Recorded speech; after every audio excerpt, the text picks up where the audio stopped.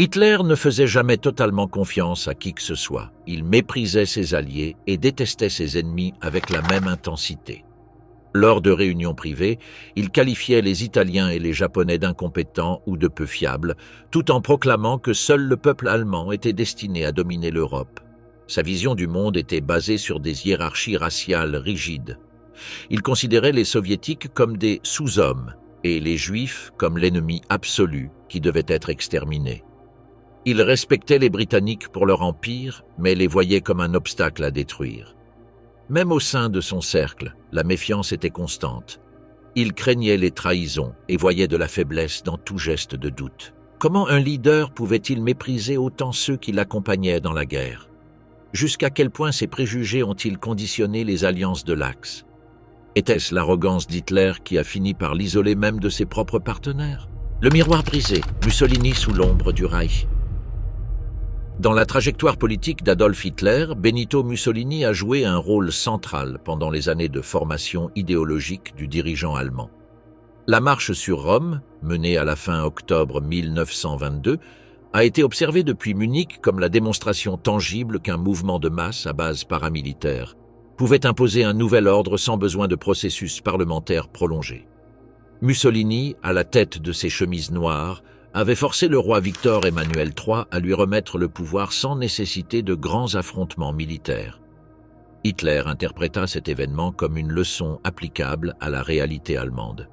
L'année suivante, en novembre 1923, il organisa le putsch de Munich, une tentative d'imiter ce qui s'était passé en Italie. Le coup échoua et le conduisit en prison, mais l'expérience renforça en lui la conviction que l'action décidée d'un leader soutenu par une milice partisane, pouvait changer le cours d'un État affaibli par la crise économique et politique. Pendant ces années d'apprentissage, Hitler a étudié en détail les méthodes du fascisme italien. L'utilisation de symboles, le port d'uniformes distinctifs et la mise en scène de défilés étaient des éléments adoptés et répliqués en Allemagne. Le modèle des chemises noires a inspiré la création des Sturmabteilung, connus sous le nom de chemises brunes.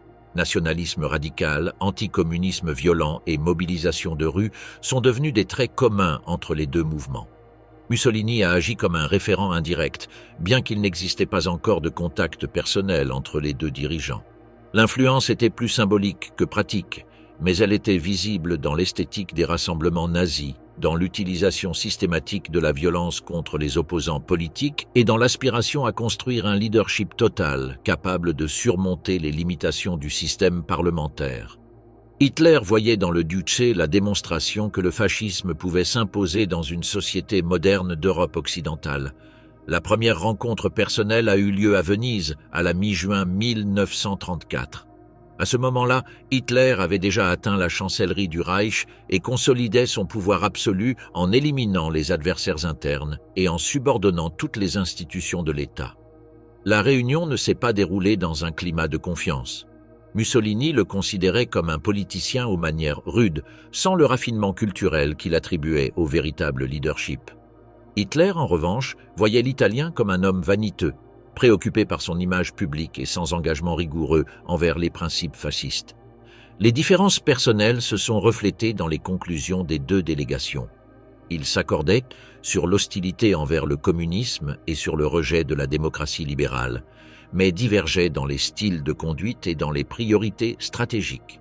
Mussolini conservait un certain respect pour les formes traditionnelles du pouvoir, tandis que Hitler s'inclinait pour la rupture complète avec l'ordre existant. Malgré ces réticences, au cours des années suivantes, un rapprochement progressif motivé par des intérêts stratégiques partagés s'est produit. En 1938, Mussolini a promulgué le Manifeste de la race, introduisant une législation antisémite en Italie et alignant sa politique sur celle de l'Allemagne. Pour Hitler, ce changement éliminait l'un des principaux obstacles à une alliance ferme. Le fascisme italien avançait vers des positions plus proches du national-socialisme allemand. En mai 1939, les deux gouvernements ont signé à Berlin le pacte d'acier. L'accord établissait une coopération politique et militaire en cas de conflit, créant une alliance formelle entre les régimes fascistes. Pour l'Allemagne, l'Italie apportait des ressources stratégiques en Méditerranée et un emplacement géographique précieux face à la France et au nord de l'Afrique. Pour Mussolini, l'Alliance assurait le soutien du Reich dans ses ambitions sur les Balkans et la Méditerranée orientale. Néanmoins, la méfiance persistait. Lorsque l'Allemagne a envahi la Pologne en septembre 1939, Mussolini l'a appris par la radio sans avoir reçu d'avertissement préalable. Il craignait que l'Italie ne soit pas préparée pour une guerre de grande envergure, c'est pourquoi il a opté pour une position intermédiaire définie comme non-belligérance. Cette attitude a irrité Hitler, qui espérait un soutien immédiat et efficace de son allié. La tension a augmenté en octobre 1940, lorsque Mussolini a ordonné l'invasion de la Grèce sans consulter Berlin. L'opération visait à démontrer une indépendance stratégique, mais elle s'est transformée en un échec militaire. La résistance grecque, renforcée par des troupes britanniques, a arrêté l'avance italienne et a organisé des contre-offensives qui ont compromis les positions de l'armée fasciste. L'échec a obligé Hitler à détourner des troupes vers les Balkans pour secourir son allié, retardant la préparation de l'opération Barbarossa contre l'Union soviétique. Pour le Führer, cette intervention confirmait le manque de capacité stratégique du Duce et sa tendance à compromettre la stratégie générale de l'Axe par des ambitions particulières. L'Italie en est venue à être considérée plus comme un fardeau qu'un atout, bien que la rhétorique publique continue de présenter l'alliance comme fraternelle. Avec l'avancée de la guerre, la perception de Hitler envers Mussolini s'est continuellement détériorée. Les défaites italiennes en Afrique du Nord, qui ont nécessité l'intervention de l'Africa Corps, ont renforcé l'idée que l'Italie manquait de ressources pour soutenir une guerre moderne. Dans son entourage privé, Hitler exprimait que l'Italie devait se limiter à fournir des matières premières et de la main-d'œuvre, laissant à l'Allemagne la direction des opérations stratégiques. La situation a atteint un point critique en 1943. L'invasion alliée de la Sicile en juillet a déclenché une crise interne qui a culminé avec la destitution de Mussolini par le Grand Conseil fasciste et son arrestation sur ordre du roi Victor Emmanuel III. Pour Hitler, cela a été une trahison et une confirmation de la fragilité du système italien. Sa réaction fut immédiate. Il ordonna l'occupation militaire d'une grande partie de l'Italie par l'opération Axe et, en même temps, organisa le sauvetage de Mussolini, dirigé par Otto Skorzeny. En septembre de cette année-là, le Duce fut libéré et transféré au nord, où il établit la République sociale italienne, connue sous le nom de République de Salo. Ce nouveau gouvernement manquait d'une autonomie réelle et dépendait complètement du Reich. Mussolini était passé d'un modèle admiré à se transformer en un subordonné sous tutelle allemande. Sa figure, au lieu de représenter la force du fascisme, symbolisait son incapacité à maintenir le pouvoir sans soutien extérieur. Néanmoins, Hitler appréciait sa présence comme ressource de propagande qui maintenait l'apparence d'une alliance fasciste européenne. Dans les cercles du pouvoir nazi, on discutait même de la possibilité de se passer totalement de la collaboration italienne et d'administrer directement les territoires. Certains dignitaires du régime considéraient que les ressources employées à soutenir le régime de Salo étaient gaspillées. Hitler, cependant, maintenait le soutien formel au Duce, conscient qu'il servait à légitimer la continuité de la guerre comme entreprise commune. La République de Salo est devenue un symbole faible, soutenu uniquement par la présence de divisions allemandes. Pour Hitler, Mussolini n'était plus l'exemple inspirant des années 20, mais le reflet de la fragilité du fascisme face à une pression militaire écrasante. Dans les conversations du Führerbunker, le Duce était cité comme un avertissement sur la vulnérabilité des dirigeants qui dépendèrent du soutien externe pour survivre. Alors que dans le nord de l'Italie, les forces partisanes étendaient leur contrôle et que les troupes alliées avançaient, le régime de Salo se désintégrait. Les rapports décrivaient des autorités locales qui changeaient de camp selon le cours de la guerre. L'Italie, qui avait été l'origine du fascisme européen, se transformait en la démonstration de son déclin et de sa perte de légitimité. La relation entre Hitler et Mussolini, initiée comme un lien d'admiration et de modèle à suivre, se terminait par une dépendance unilatérale marquée par la méfiance. Ce miroir brisé du fascisme restait comme un avertissement dans un conflit qui n'avait pas encore atteint son point culminant. Ndaye amer, Franco à la frontière de la méfiance. La relation entre Adolf Hitler et Francisco Franco a commencé dans le cadre de la guerre civile espagnole, débutée en juillet 1936. Dès les premières semaines, le conflit a attiré l'attention directe du Troisième Reich. Pour Hitler, l'Espagne représentait une opportunité stratégique en Méditerranée et en même temps un scénario expérimental pour tester de nouvelles doctrines militaires. Dans ce contexte, Franco apparaissait comme un instrument utile pour affaiblir la République espagnole soutenue par des forces de gauche avec l'appui de l'Union soviétique. À la fin de juillet de cette même année, à peine quelques jours après le soulèvement militaire, des envoyés du Caudillo se sont rendus en Allemagne en quête d'aide. La demande principale consistait à faciliter le transport de troupes depuis le nord de l'Afrique jusqu'à la péninsule ibérique, un mouvement crucial pour consolider les positions sur le territoire péninsulaire. Hitler a reçu la proposition avec un certain scepticisme, car il percevait de l'improvisation dans la planification et une compréhension limitée de la logistique qu'exigeait une guerre moderne. Cependant, il a décidé d'intervenir. La fourniture d'avions de transport Junkers a permis d'établir un pont aérien qui s'est avéré décisif pour le transfert des forces franquistes du Maroc à l'Andalousie. Ce soutien initial a donné lieu à l'arrivée de la Légion Condor en octobre 1936. Avec elle, l'Allemagne assurait son influence directe dans le conflit et trouvait un véritable laboratoire pour tester de nouvelles tactiques. Les bombardements massifs exécutés par l'aviation allemande, parmi lesquels l'attaque sur Guernica en avril 1937, ont offert au Troisième Reich des informations précieuses sur la capacité destructrice de sa force aérienne en environnement urbain et sur l'impact psychologique des attaques aériennes soutenues contre la population. Tandis que Franco consolidait son pouvoir militaire et politique, Hitler vérifiait l'efficacité de méthodes qu'ils appliqueraient plus tard dans d'autres campagnes européennes. En dépit de l'aide déterminante, Hitler n'a jamais considéré Franco comme un leader de stature politique ou intellectuelle égale. Dans son cercle privé, il manifestait un mépris clair envers les Espagnols, qu'il qualifiait d'indisciplinés et peu aptes à l'organisation militaire moderne. Pour lui, l'Espagne manquait de la capacité industrielle et de la tradition guerrière nécessaires pour devenir une puissance alliée de poids. Sa seule valeur stratégique résidait dans la situation géographique et dans le contrôle du détroit de Gibraltar, un point vital pour les communications britanniques avec la Méditerranée et le Moyen-Orient. Après la victoire définitive de Franco en avril 1939, Hitler observa avec attention le processus de consolidation du nouveau régime. Il perçut dans le style cérémonial et dans l'exaltation des symboles monarchiques un signe de conservatisme plus que de véritable révolution fasciste. L'Espagne, dévastée par 3 années de guerre civile, faisait face à une économie ruinée, des infrastructures détruites et des divisions sociales profondes. Hitler comprit que dans ces conditions, le régime pouvait difficilement se transformer en un allié militaire solide à court terme. Le déclenchement de la Seconde Guerre mondiale en septembre de cette même année a mis la relation à l'épreuve. Loin de s'aligner avec l'Axe, l'Espagne a déclaré sa neutralité et a adopté plus tard une politique de non-belligérance. Pour Hitler, cette décision représentait une trahison implicite aux engagements pris pendant la guerre civile.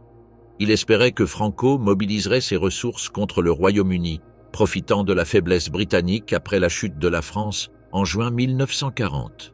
Le contrôle de Gibraltar aurait fermé la Méditerranée occidentale à la flotte britannique, modifiant profondément l'équilibre naval. Le refus de Franco à s'engager a généré de la méfiance à Berlin. Lors des réunions du haut commandement, Hitler regrettait le manque de coopération et critiquait le fait que le Caudillo privilégiait les intérêts nationaux au détriment de la solidarité idéologique. Cette tension a atteint son paroxysme lors de la réunion de Hendaye, qui s'est tenue en octobre 1940. Hitler a voyagé personnellement jusqu'à la frontière franco-espagnole pour s'entretenir avec Franco. Il considérait la négociation comme essentielle pour assurer la participation espagnole dans la guerre et le contrôle de Gibraltar. La rencontre s'est prolongée pendant des heures dans une ambiance tendue. Franco a répondu par des évasions et des exigences que Hitler jugeait inacceptables. Des fournitures massives de nourriture, des livraisons d'armes et des concessions coloniales en Afrique du Nord qui interféraient avec les accords allemands avec la France de Vichy. Face à l'impossibilité de satisfaire ces demandes, la réunion s'est conclue sans avancée. La frustration de Hitler était si intense qu'il en vint à confesser à Mussolini qu'il préférerait supporter une douleur physique plutôt que de répéter une telle négociation. Après Hendaye, Hitler perdit l'espoir de compter sur une intervention espagnole significative. Il considérait toujours l'Espagne comme un pays instable, avec un risque de nouveaux conflits internes et sans la capacité matérielle de soutenir des opérations militaires modernes. Il comparait la trajectoire de Franco, qui était arrivé au pouvoir avec le soutien direct des forces armées et de secteurs conservateurs, avec la sienne propre et celle de Mussolini, qui avait dû surmonter des oppositions plus complexes. Dans sa vision, Franco manquait du tempérament révolutionnaire qui définissait le fascisme. Avec l'avancée de la guerre mondiale, l'Espagne a gardé ses distances. Il y eut des gestes limités de collaboration, comme l'envoi de la Division bleue en 1941 sur le front oriental, mais il n'y eut pas d'engagement global. Pour Hitler, cette attitude confirma l'inutilité du régime franquiste comme allié stratégique. L'Espagne fut réduite à un rôle périphérique, tandis que le Troisième Reich affrontait seul le poids croissant de la coalition alliée. Cet éloignement a mis en évidence les limitations du projet fasciste en tant que système exportable. Dans la perspective de Hitler, la neutralité espagnole est devenue un rappel constant que même entre des régimes autoritaires d'idéologie proche, la méfiance et les intérêts nationaux pouvaient prévaloir sur la rhétorique de l'unité. La réunion de Hendaye est restée comme symbole d'une alliance frustrée, un point de basculement où la diplomatie de l'Axe a trouvé une limite insurmontable dans la prudence calculée de Franco. Avec ces désaccords, la Méditerranée est restée ouverte à l'influence britannique et le théâtre de la guerre s'est déplacé vers de nouveaux fronts qui mettraient à l'épreuve les alliances déjà établies. Le pacte brisé, Staline et la trahison qui a marqué l'Est. La relation entre Adolf Hitler et Joseph Staline a représenté l'une des contradictions les plus notoires de la politique européenne du XXe siècle.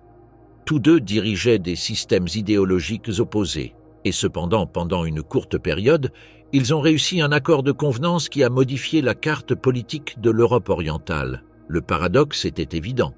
Hitler avait désigné dès les années 20 le bolchevisme comme ennemi absolu, et en même temps, considérait les peuples slaves comme racialement inférieurs selon la doctrine nationale-socialiste. L'origine de cet antagonisme était formulée clairement dans Mein Kampf, publié en 1925. Là, Hitler exposait la doctrine de l'espace vital, qu'il concevait comme une expansion obligatoire vers l'Est pour assurer la survie du peuple allemand. Les fertiles terres agricoles de Russie et d'Ukraine étaient vues comme des territoires destinés à la colonisation allemande avec l'expulsion, la soumission ou l'élimination consécutive des populations locales. Cette vision territoriale était entrelacée avec l'idée d'une conspiration judéo-bolchevique interprétée comme un projet global destiné à détruire la civilisation occidentale. De ce point de vue, l'Union soviétique occupait une place permanente dans la catégorie de l'ennemi existentiel. Il ne s'agissait pas d'un adversaire circonstanciel, mais d'un rival qui devait être éliminé complètement à un moment donné du conflit. Cependant, les dynamiques de la politique internationale ont conduit à une relation inattendue. Le premier choc indirect entre les deux régimes s'est produit pendant la guerre civile espagnole, menée entre 1936 et 1939. L'Allemagne a soutenu les rebelles nationalistes avec la Légion Condor, tandis que l'Union soviétique a envoyé des conseillers, des chars et des avions en faveur de la République. L'affrontement sur le territoire espagnol a anticipé la dimension idéologique de la rivalité, mais il a également mis en évidence que les deux régimes étaient prêts à intervenir au-delà de leurs frontières pour défendre des intérêts stratégiques. En dépit de cet affrontement indirect, moins de 2 ans après, les deux dictateurs ont surpris le monde avec la signature d'un pacte de non-agression. Le pacte Ribbentrop-Molotov, signé en août 1939, contenait des clauses publiques et des protocoles secrets. La partie visible engageait les deux États à maintenir la neutralité au cas où l'un d'eux entrerait en guerre contre des puissances tierces. Ce qui était vraiment décisif se trouvait dans l'accord réservé, la division de l'Europe de l'Est en zones d'influence clairement délimitées. Staline assurait pour l'Union soviétique le contrôle des pays baltes, de la région de Bessarabie et d'une partie du territoire finlandais, tandis que l'Allemagne obtenait liberté d'action en Pologne et en Europe centrale. Cet accord a permis à Hitler de lancer l'invasion de la Pologne le 1er septembre 1939 sans craindre une attaque soviétique par l'arrière. Ainsi, il a évité le scénario d'une guerre sur 2 fronts qui avait été fatale pour l'Allemagne dans le conflit précédent. Pour Staline, le pacte signifiait une occasion d'étendre l'influence soviétique vers l'Ouest, tandis que les puissances capitalistes s'épuisaient entre elles. Sur le plan personnel, Hitler entretenait envers Staline un mélange de mépris idéologique et de respect tactique. Il le considérait comme un communiste brutal, responsable de la mort de millions dans des purges et des famines, mais reconnaissait également sa capacité à contrôler un État vaste et hétérogène. Il ne cessait de le voir comme un ennemi qui devait être détruit, bien qu'il acceptât son utilité temporaire en tant que partenaire stratégique. Dans les cercles privés, il le décrivait comme un joueur astucieux, capable de changer ses positions selon les circonstances, mais convaincu que la confrontation finale était inévitable. L'Alliance a eu un bénéfice immédiat pour l'Allemagne, l'approvisionnement en matières premières soviétiques qui a permis de résister au blocus naval britannique. Entre 1939 et 1941, l'Union soviétique a envoyé d'énormes quantités de céréales, de pétrole, de coton et de métaux stratégiques. Ces ressources ont soutenu la machine militaire allemande et facilité des campagnes décisives, comme l'offensive contre la France au printemps de 1940. Sans ce soutien, le rythme des opérations des premières années aurait été beaucoup plus difficile à maintenir. La perception allemande de la capacité soviétique a changé avec la guerre d'hiver, commencée en novembre 1939, lorsque l'Union soviétique a attaqué la Finlande. La résistance féroce des Finlandais, qui a causé des pertes disproportionnées à l'armée rouge, a amené Hitler à conclure que Moscou était un colosse aux pieds d'argile. Dans son analyse, une armée qui rencontrait de si grandes difficultés contre un adversaire moindre pouvait difficilement résister à un coup allemand planifié avec rapidité et précision. Cet épisode a renforcé la conviction qu'une campagne vers l'Est pourrait être résolue en quelques mois. Hitler interprétait la faiblesse soviétique comme une confirmation de la supériorité allemande en organisation et en commandement. Pendant ce temps, Staline continuait d'élargir l'influence soviétique en Europe de l'Est et dans les Balkans. En novembre 1940, lors de la visite de Vyacheslav Molotov à Berlin, les demandes de Moscou concernant la Bulgarie et un accès permanent à la Méditerranée ont provoqué de fortes tensions. Après ces négociations, Hitler a commencé à parler de Staline comme d'un maître chanteur qui augmentait ses exigences à chaque occasion.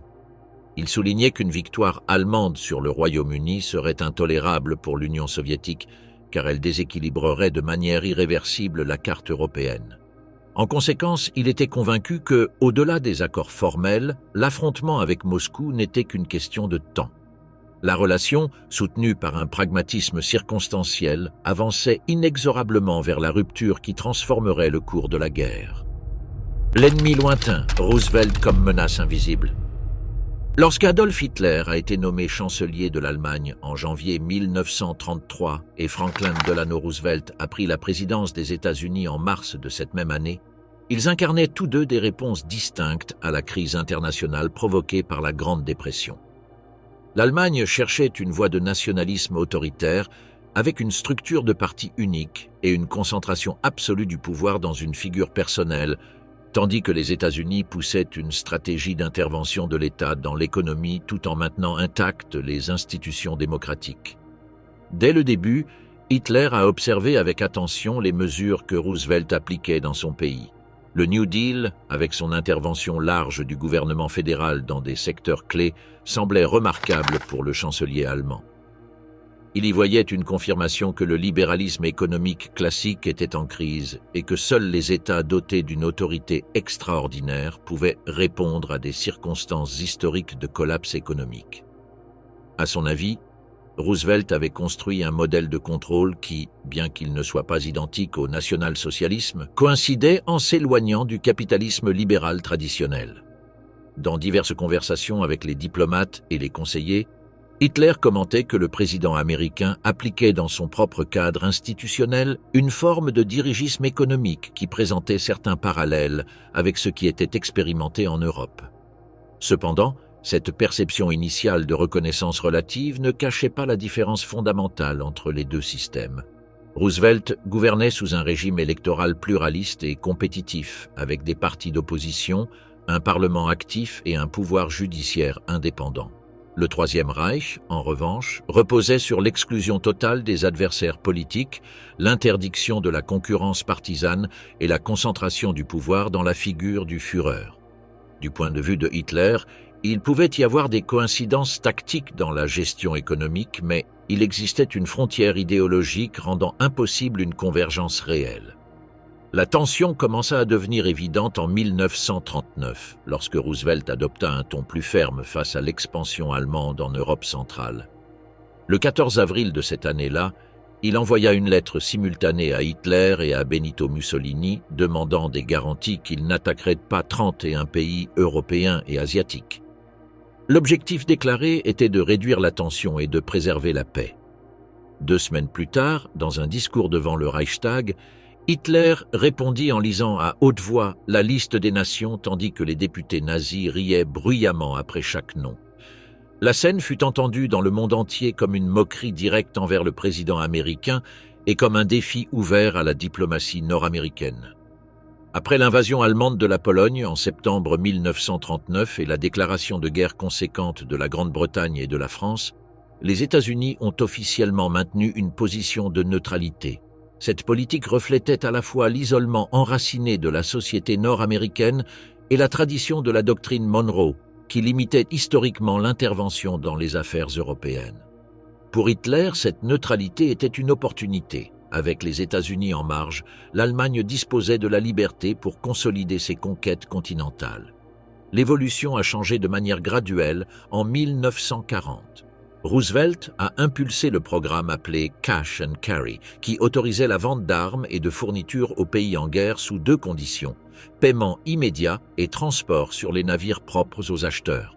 Cette mesure maintenait formellement la neutralité, mais profitait clairement à la Grande-Bretagne, qui contrôlait les routes maritimes atlantiques. Hitler observait avec une méfiance croissante l'orientation de la politique américaine, bien qu'il ne la considère pas encore comme une menace directe. La rupture définitive est survenue en mars 1941 avec l'approbation de la loi Prebail.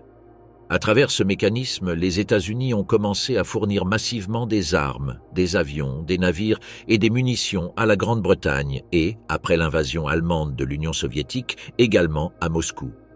Pour Hitler, cette décision équivalait à l'entrée effective des États-Unis dans la guerre sous une apparence légale dissimulée.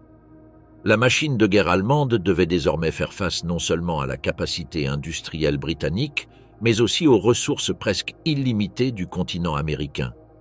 Dans la propagande nazie, Roosevelt était de plus en plus présenté comme un instrument des intérêts juifs internationaux.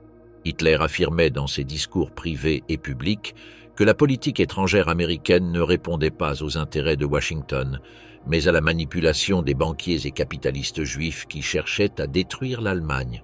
Cette interprétation conspirationniste est devenue un axe central de la vision nationale-socialiste sur les États-Unis et a consolidé la transformation du président américain d'interlocuteur distant à ennemi absolu. Le virage radical s'est produit après l'attaque japonaise sur Pearl Harbor le 7 décembre 1941. Bien que le Japon ait agi de sa propre initiative, Hitler a interprété que l'ouverture d'un nouveau front dans le Pacifique pouvait servir les intérêts de l'Axe. Convaincu que les États-Unis ne pourraient pas soutenir une guerre prolongée sur 2 théâtres en même temps, il a cru que l'entrée américaine affaiblissait plus les alliés que l'Allemagne. Son jugement était basé sur des préjugés idéologiques. Il voyait les démocraties comme des régimes faibles et incapables de soutenir des efforts de guerre durables. 4 jours après l'attaque, le 11 décembre, l'Allemagne déclara formellement la guerre aux États-Unis. La décision fut adoptée unilatéralement, sans qu'il n'y eut d'action militaire préalable de Washington contre les intérêts allemands. Hitler justifia sa mesure devant le Reichstag en accusant Roosevelt d'avoir ordonné des attaques secrètes contre des sous-marins allemands dans l'Atlantique et de conspirer avec la Grande-Bretagne pour entraîner son pays dans le conflit. La véritable motivation résidait dans le calcul politique. Il espérait que l'entrée des États-Unis consoliderait une guerre mondiale et disperserait les forces alliées sur de multiples fronts. Le résultat fut contraire à ses attentes. Les États-Unis, avec son immense potentiel industriel et démographique, devint rapidement le principal moteur de la coalition alliée. Les convois de ravitaillement traversaient l'Atlantique avec une escorte navale. L'aide matérielle affluait vers l'Union soviétique par des routes arctiques et persanes, et les opérations militaires en Afrique du Nord commencèrent à changer le cours de la guerre. L'économie américaine, mobilisée en un temps record vers la production de guerre, surpassa en capacité manufacturière celle de toutes les nations de l'Axe réunies.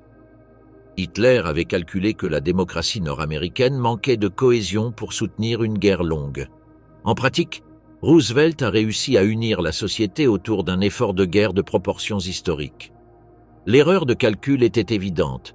L'Allemagne se trouvait maintenant confrontée non seulement aux armées de Grande-Bretagne et de l'Union soviétique, mais aussi à la puissance industrielle la plus grande du monde. La perception de Hitler sur Roosevelt a évolué parallèlement à ces événements. D'une reconnaissance initiale pour certaines mesures économiques, il est passé à une diabolisation complète. Dans son dernier discours sur les États-Unis, Roosevelt était décrit comme un politicien manipulé par des banquiers juifs, un ennemi absolu dont l'existence justifiait la prolongation de la guerre totale. Cette image, amplifiée par la propagande nazie, a contribué à consolider le récit allemand de la résistance contre une coalition mondiale supposément dirigée par des intérêts conspiratifs internationaux. L'entrée pleine des États-Unis dans la guerre a transformé la dimension du conflit et a altéré irréversiblement l'équilibre mondial. Hitler avait cru pouvoir dominer le continent européen sans intervention directe américaine. Au contraire, il se trouvait face à une guerre mondiale dans laquelle la capacité logistique, navale et aérienne des États-Unis serait décisive pour les années suivantes d'affrontement. La figure de Roosevelt, au début observée avec un certain intérêt, s'est transformée en symbole de l'adversaire le plus puissant que le Troisième Reich aurait à affronter. L'irréductible, Churchill face au pouvoir du Reich. Dès les premiers pas du régime national-socialiste en Allemagne, Adolf Hitler trouva en Winston Churchill un opposant constant. Avant même que le Führer n'atteigne le pouvoir absolu, le politicien britannique, alors parlementaire sans responsabilité ministérielle directe, avertissait publiquement sur le danger que représentait l'idéologie nationale-socialiste pour la stabilité de l'ordre européen établi après la Grande Guerre. Pendant la décennie de 1930, lorsque la politique officielle d'apaisement envers Berlin prédominait à Londres sous les gouvernements conservateurs, Churchill insistait depuis son siège à Westminster sur le fait qu'Hitler se préparait de manière systématique à une guerre de grande envergure et que toute concession territoriale ou politique renforçait ses capacités militaires. Ses discours à la Chambre des communes et ses articles journalistiques maintenaient un ton d'alarme qui contrastait avec l'optimisme de ceux qui avaient confiance dans la diplomatie et dans les accords. Ces avertissements précoces ont amené Hitler à le considérer comme un politicien belliciste et incapable d'accepter la réalité d'une Allemagne réclamant une place centrale en Europe. Tandis que Neville Chamberlain cherchait à négocier par des concessions, Churchill a dénoncé la réoccupation de la Rhénanie en 1936, l'annexion de l'Autriche en 1938 et les exigences sur la Tchécoslovaquie comme des étapes calculées vers une guerre continentale. Dans la propagande nazie, Churchill était décrit comme un agitateur impérialiste, un représentant de l'ancien ordre colonial britannique incapable de reconnaître la vitalité de la nouvelle Allemagne.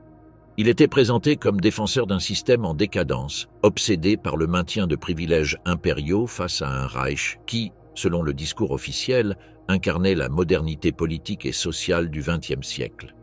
Entre 1936 et 1938, Hitler a tenté à plusieurs reprises d'attirer le Royaume-Uni vers une position de neutralité ou même de collaboration. Sa stratégie consistait à diviser les zones d'influence mondiale. L'Allemagne réorganiserait l'Europe de l'Est et la Grande-Bretagne conserverait intact son empire en Asie et en Afrique. Une alliance de ce type aurait accordé à l'Allemagne la sécurité de ne pas faire face à un blocus naval et la liberté d'action nécessaire pour avancer vers l'Est. Cependant, Churchill est resté ferme dans son rejet de tout rapprochement. Pour lui, un accord avec l'Allemagne signifiait abandonner les alliés européens et accepter l'hégémonie allemande sur le continent. Il considérait que cette option était incompatible avec la sécurité britannique à long terme. En conséquence, Hitler a commencé à le percevoir comme un ennemi intransigeant, poussé non par des intérêts légitimes, mais par une hostilité personnelle envers l'Allemagne. Dans son cercle intime, Hitler l'accusait d'agir sous l'influence d'intérêts financiers internationaux et de groupes juifs qui, dans sa vision conspirationniste, contrôlaient la politique britannique.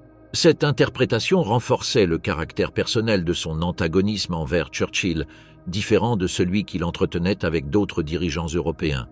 L'affrontement direct a commencé avec la bataille d'Angleterre en été et automne 1940, Après la défaite de la France en juin, Hitler espérait que Londres négocierait un armistice. Il croyait que le Royaume-Uni n'aurait pas de raison de prolonger un conflit inégal. Il a alors ordonné une offensive aérienne massive contre des centres industriels et des populations civiles, confiant que le bombardement soutenu briserait le moral britannique en quelques semaines. La stratégie était basée sur des expériences antérieures en Pologne et France, où les attaques aériennes avaient désorganisé la résistance. Cependant, la Royal Air Force britannique, avec le soutien décisif du radar, a résisté aux assauts de la Luftwaffe. Les pertes d'avions et de pilotes allemands ont dépassé les prévisions, tandis que l'industrie britannique maintenait son rythme de production. L'opération Lion de mer, plan d'invasion amphibie, a été ajournée et finalement annulée. Pour Hitler, l'échec était dû à l'obstination de Churchill, qui avait rejeté toute négociation malgré les souffrances subies par la population civile. En mai 1941, un épisode particulier accentua l'hostilité. Rudolf Hess, lieutenant du parti nazi, vola en Écosse dans une mission non autorisée dans le but de proposer un accord de paix séparé. Churchill ordonna son arrestation immédiate et écarta toute négociation. Hitler interpréta l'action comme une trahison de Hess et comme une confirmation que Churchill n'accepterait jamais un accord qui n'impliquerait pas la reddition allemande. Les réactions ultérieures du Führer ont été de fureur. Lors de réunions avec son haut commandement, il décrivait Churchill comme un obstacle absolu pour la paix en Europe. Il considérait que sa persistance avait frustré toute possibilité d'aboutir à une entente et que son hostilité ne répondait pas à des raisons politiques rationnelles, mais à une animosité personnelle et à des intérêts conspirateurs internationaux. Avec l'avancée de la guerre, Hitler vit se matérialiser sa pire crainte, l'alliance entre Churchill, Roosevelt et Staline. L'union d'une démocratie libérale, d'une puissance capitaliste et de l'État communiste soviétique était incompréhensible dans sa vision doctrinaire. Il croyait que ces contradictions internes désintégreraient la coalition en peu de temps. Le fait qu'elle soit restée stable a été attribué à la compétence politique et diplomatique de Churchill. Le Premier ministre britannique a réussi à maintenir une alliance cohérente qui combinait des ressources industrielles de classe mondiale, une capacité militaire vaste et une volonté politique à long terme. À Berlin, on reconnaissait que, sans l'insistance de Churchill, cette coalition n'aurait pas eu la même fermeté. Hitler l'identifiait comme le principal architecte de la résistance contre l'Allemagne, et donc comme l'ennemi le plus dangereux de son régime. La propagande nazie intensifia alors les attaques personnelles. Churchill était présenté comme un politicien décrépit qui s'accrochait à un empire en déclin. Cependant, la réalité montrait que sous sa direction, la Grande-Bretagne non seulement avait résisté seule durant l'année la plus difficile, mais avait également réussi à attirer les États-Unis et à consolider la coopération avec l'Union soviétique. La capacité de Churchill à maintenir unis des alliés si disparates était vue par Hitler comme une menace encore plus grande que les victoires militaires sur les différents fronts. Dans ce cadre, la relation entre les deux dirigeants a pris un caractère personnel. Hitler ne le considérait pas simplement comme un adversaire politique, mais comme le symbole de la résistance mondiale au national-socialisme. Churchill, en revanche, voyait en Hitler la menace existentielle contre laquelle il avait mis en garde pendant des années. Le choc des deux figures représentait, au fond, l'affrontement entre deux visions irréconciliables de l'avenir de l'Europe et du monde. Au fur et à mesure que la guerre se prolongeait, Hitler concentrait son mépris sur la figure du Premier ministre britannique, qu'il accusait de manipuler Roosevelt et de soutenir artificiellement une alliance avec Staline. La persistance de Churchill à poursuivre le combat et à rejeter toute reddition était interprétée comme un acte d'obstination irrationnelle. Pour lui, le dirigeant britannique avait incarné l'hostilité la plus absolue envers le Reich. L'image de Churchill comme ennemi irréductible s'est consolidée pendant les années de guerre totale. L'échec des négociations préalables, la défaite allemande lors de la bataille d'Angleterre et la consolidation de la Grande Alliance se sont conjugués dans l'esprit de Hitler comme preuve que le Premier ministre britannique n'était pas seulement un adversaire politique, mais le responsable direct de la coalition qui encerclait l'Allemagne. Cette perception accompagnerait jusqu'à la fin la vision du Führer sur son rival, marquant l'une des confrontations personnelles les plus intenses de toute la Seconde Guerre mondiale. L'alliance de la nécessité, Hirohito et le pacte avec le Japon. La relation entre Adolf Hitler et l'empereur Hirohito constituait l'une des paradoxes les plus évidentes de la politique de l'Axe. Selon l'idéologie nationale-socialiste, les peuples asiatiques étaient considérés comme racialement inférieurs dans la hiérarchie établie par le régime. Cependant, les exigences stratégiques de la guerre ont conduit Hitler à accepter une alliance formelle avec le Japon impérial. Cette contradiction entre le dogme racial et la nécessité militaire a défini la perception que le Führer avait d'Hirohito tout au long du conflit. Hitler connaissait peu la personnalité de l'empereur. Il n'y eut jamais de contact direct entre eux, ni d'entretien personnel, ni d'échanges épistolaires significatifs. Son image de Hirohito s'est formée à travers des rapports diplomatiques et des communications officielles envoyées par la chancellerie. À ses yeux, l'empereur était moins un individu concret que la représentation symbolique d'une puissance asiatique capable de compliquer la position des États-Unis et de la Grande-Bretagne dans le Pacifique. La distance géographique renforçait cette vision abstraite. Dans la mentalité allemande, les stéréotypes occidentaux prédominèrent sur l'Orient, et Hitler ne faisait pas exception. Il voyait Hirohito comme un souverain entouré de rituels archaïques, à la tête d'une société disciplinée mais culturellement étrangère au modèle européen. Cette perception, limitée par des préjugés, ne l'empêchait pas de reconnaître l'utilité stratégique du Japon sur l'échiquier international. Pendant les années 30, Berlin observait avec attention l'expansion militaire japonaise en Chine. La guerre sino-japonaise était vue par Hitler comme un conflit régional qui pouvait distraire des ressources des puissances occidentales, en particulier de la Grande-Bretagne et des États-Unis. À ce moment-là, le Japon n'était pas considéré comme un allié naturel, mais comme un acteur dont l'action pouvait coïncider temporairement avec les intérêts du Reich. L'approche formelle a commencé avec la signature du pacte anti-Comintern en novembre 1936. Officiellement dirigé contre l'expansion communiste, il cherchait en réalité à créer un front de pression simultané sur l'Union soviétique depuis l'Europe et depuis l'Asie. Pour Hitler, ce pacte était moins une alliance idéologique qu'un outil diplomatique destiné à conditionner les mouvements de Staline. La contradiction raciale a été résolue en classant les Japonais comme des Aryens honoraires, une formule pragmatique conçue pour justifier l'alliance sans renoncer ouvertement aux principes doctrinaires du régime. En privé, Hitler exprimait une certaine admiration pour la discipline de l'armée japonaise et pour la capacité organisationnelle de leur société, bien qu'il soulignât toujours qu'il s'agissait de qualités propres à un peuple asiatique et non comparables à la supposée supériorité des Européens. Le 27 septembre 1940, l'Allemagne, l'Italie et le Japon ont signé à Berlin le pacte tripartite, qui établissait officiellement la formation de l'Axe. Pour Hitler, l'incorporation de Tokyo représentait la garantie que les ennemis occidentaux devraient diviser leurs ressources sur différents fronts. Le Japon assurait la pression en Asie et dans le Pacifique, tandis que l'Allemagne concentrait son effort en Europe. En pratique, cependant, la coordination entre Berlin et Tokyo a été minimale.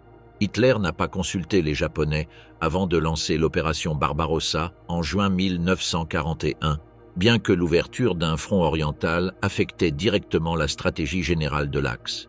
Le Japon, de son côté, a maintenu un pacte de neutralité avec l'Union soviétique jusqu'au dernier jour de la guerre, refusant d'ouvrir un deuxième front qui aurait allégé la pression sur l'Allemagne. L'attaque japonaise sur Pearl Harbor, le 7 décembre 1941, a été reçue à Berlin avec enthousiasme. Hitler l'a interprété comme l'entrée définitive du Japon dans la guerre mondiale et comme un coup qui obligerait les États-Unis à concentrer leurs efforts dans le Pacifique. 4 jours plus tard, il déclara la guerre à Washington, comptant sur le fait que le conflit se disperserait dans de multiples théâtres. Il n'avait pas été informé à l'avance des plans japonais. Sa décision était basée sur ses propres calculs et non sur une coordination effective avec Tokyo. Les victoires initiales du Japon aux Philippines, en Birmanie et dans les Indes orientales néerlandaises renforcèrent chez Hitler l'idée que l'empereur jouait son rôle dans la stratégie commune. Cependant, les défaites de Midway et de Guadalcanal révélèrent les limites de la capacité japonaise face au pouvoir industriel américain. À mesure que la guerre avançait, Hitler se montra frustré par le manque de coordination et par l'absence d'une offensive japonaise contre l'Union soviétique. Dans ses réflexions des dernières années, il voyait Hirohito comme un allié distant dont l'utilité avait été partielle. Il reconnaissait que le Japon avait étendu la guerre à l'échelle mondiale, mais déplorait qu'il n'ait pas subordonné pleinement ses intérêts nationaux à la stratégie de l'Axe. Il considérait que les décisions de l'empereur et de son gouvernement étaient dominées par une logique traditionnaliste qui empêchait de comprendre l'ampleur de l'affrontement mondial. En définitive, Hirohito occupait dans l'esprit de Hitler la place d'un partenaire nécessaire mais jamais fiable. L'alliance avec le Japon était une alliance de nécessité, utile pour élargir les horizons de la guerre, mais incapable de fournir les avantages décisifs que le Führer avait anticipés. Cette perception marquerait l'évaluation finale du lien entre Berlin et Tokyo lorsque le Troisième Reich se précipitait vers sa défaite définitive. Le crépuscule, les perceptions finales dans le bunker. En avril 1945, lorsque les forces soviétiques resserraient l'étau sur Berlin et que le Troisième Reich était réduit à des fragments territoriaux mal défendus, Adolf Hitler restait dans le complexe souterrain du Führerbunker, accompagné de son cercle le plus proche. Isolé du monde extérieur, il recevait des rapports de plus en plus incomplets sur la situation militaire générale.